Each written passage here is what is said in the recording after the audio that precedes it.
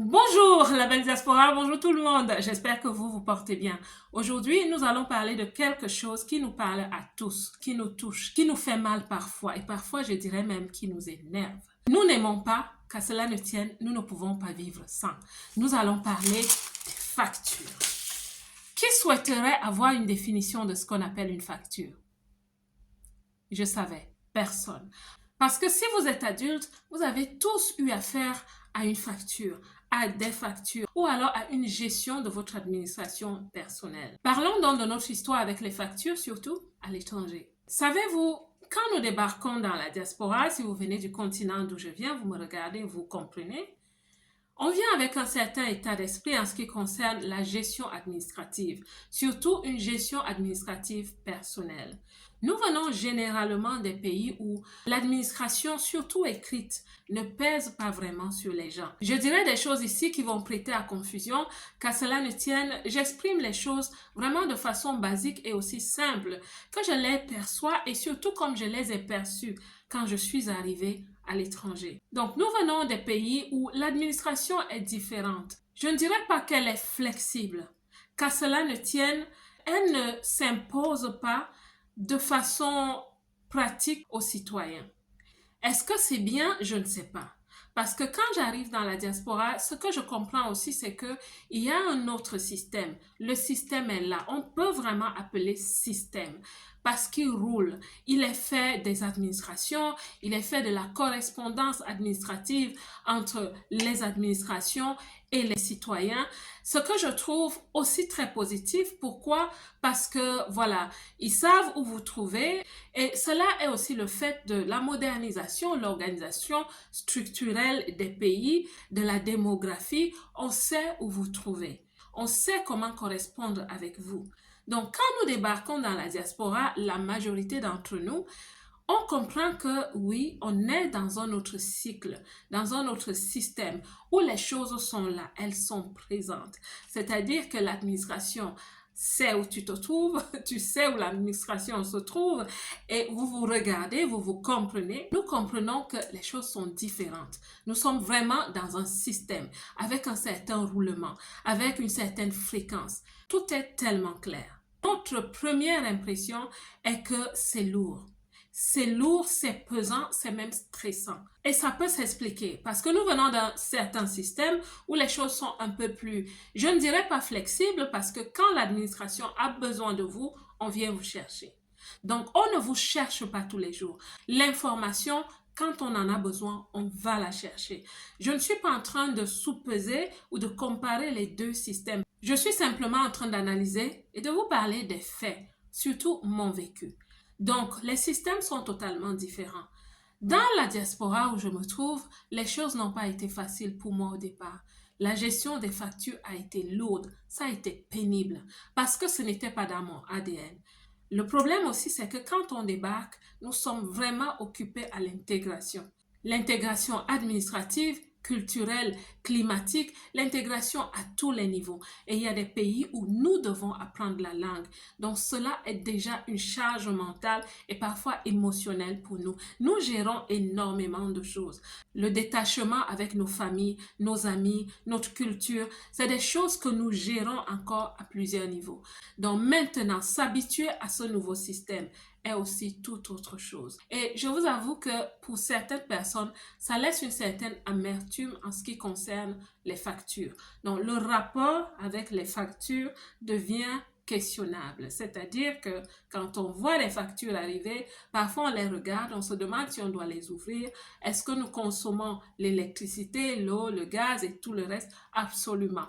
Mais est-ce que quand on voit les factures, ça nous fait un genre, ça nous rend lourd, ça nous rend énervé? Oui, absolument. On doit se dire les vérités. Et c'est ça la vérité. Et les faits étant ce qu'ils sont, c'est avec le temps qu'on commence à digérer le fait qu'il faut faire avec les factures. Je sais que c'est très contradictoire. Quand on consomme, il faut payer. Mais ici, je vous parle de l'état d'esprit. Je vous parle des habitudes. Je vous parle d'un comportement. Soyez indulgents si vous n'êtes pas comme moi, immigré ou étranger. La gestion de toute chose commence par l'état d'esprit. Avec le temps, on s'habitue donc. Nous commençons donc aussi, comme tout le monde, à adopter les factures dans nos vies, dans nos systèmes, dans nos façons de réfléchir.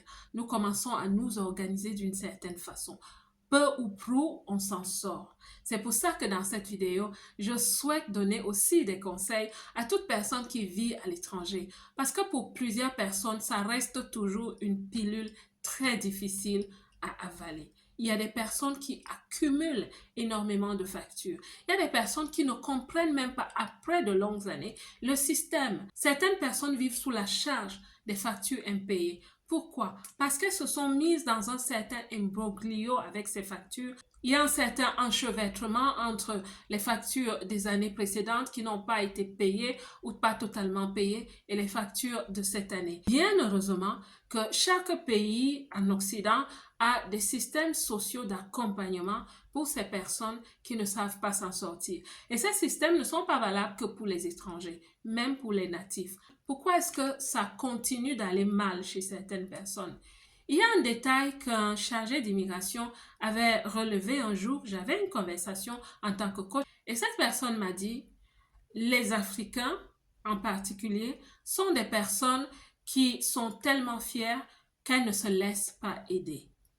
Et la réponse que je lui avais donnée, c'est que, vous savez, les Africains, quand nous arrivons, nous venons avec une certaine réputation.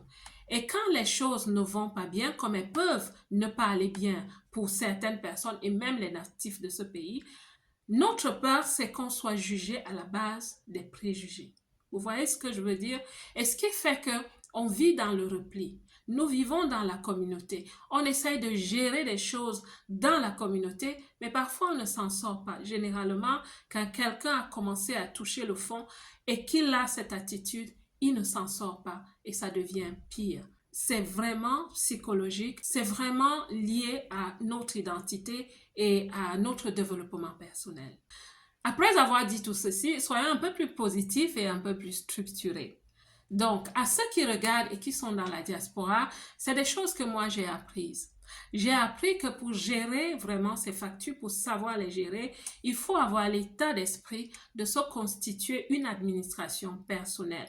Vraiment de se dire, cela va vous éloigner du chaos. La deuxième chose qui va vraiment aider, c'est de ne pas accumuler les factures, de les payer. Même s'il faut les payer à des montants de petits pas, les payer quand même, parce que ça va vous alléger la situation au fil du temps. C'est deux conseils essentiels que je vous donne, mais je vais aller un peu en détail. Le premier conseil que je vous donne, c'est de passer au numérique. Nous sommes dans des pays où le digital, le numérique, le Wi-Fi, il n'est peut-être pas gratuit dans les maisons, mais vous l'avez 24 heures sur 24. Donc, c'est plus facile pour vous de gérer vos factures de façon numérique. Cela vous aidera aussi à ne plus voir ces factures de façon physique. La deuxième chose que je vous conseillerais de faire, c'est de faire le suivi des factures.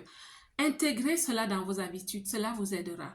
C'est-à-dire vous asseoir peut-être une semaine avant la fin du mois et commencer à regarder qu'est-ce qui est payé, qu'est-ce qui n'est pas payé, qu'est-ce qui doit être payé. Vous aurez une vue hélicoptère sur votre administration financière, si je peux le dire ainsi. Ce que je fais aussi beaucoup, c'est que je contrôle les factures. Oui, contrôlez les factures que vous recevez. Les administrations peuvent aussi faire des erreurs. Vous vous retrouvez souvent dans des situations où vous ne comprenez pas pourquoi vous recevez cette facture. Quand vous avez déjà une administration, ça va être très facile. Si vous recevez une facture en doublon, vous allez très vite le comprendre. Si vous recevez une facture très élevée, vous allez vite le comprendre. C'est vrai que parfois c'est une amende. J'ai eu la période des amendes il y a des années. Je sais de quoi je parle. Parfois c'est une amende. Donc quand vous le voyez, vous appelez simplement, on vous rassure si c'est une amende ou pas. Avant la digitalisation, il y avait certaines erreurs d'administration aussi parce que tout se faisait de façon manuelle. Et c'est des êtres humains, ils peuvent faire des erreurs. Mais jusqu'à aujourd'hui, je vous conseille quand même de contrôler les factures, celles que vous recevez avant de faire le paiement.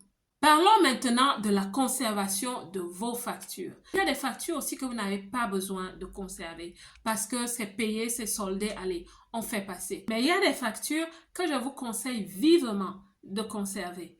Celles qui concernent par exemple certains gros achats, si vous avez acheté une maison, un terrain, si vous avez acheté une grosse machine, il y a des factures qui vous serviront de preuve ou je ne sais pas, si vous déménagez par exemple, vous aurez besoin pour le transport On ne sait jamais.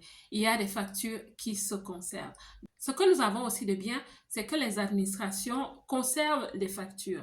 Dans certains pays, c'est 3 ans, dans d'autres, c'est 6 ans. Il y a des lois par rapport à cela. Vous pouvez vous renseigner. Maintenant, je vais vous conseiller 3 logiciels parce qu'il y a des programmes, il y a des logiciels qui aident à une gestion automatique. Mais au départ, il faudra avoir paramétré ces logiciels. Il faudra avoir rentré des données. Après, ça va tout seul. Le premier logiciel que je vous conseille s'appelle Wave.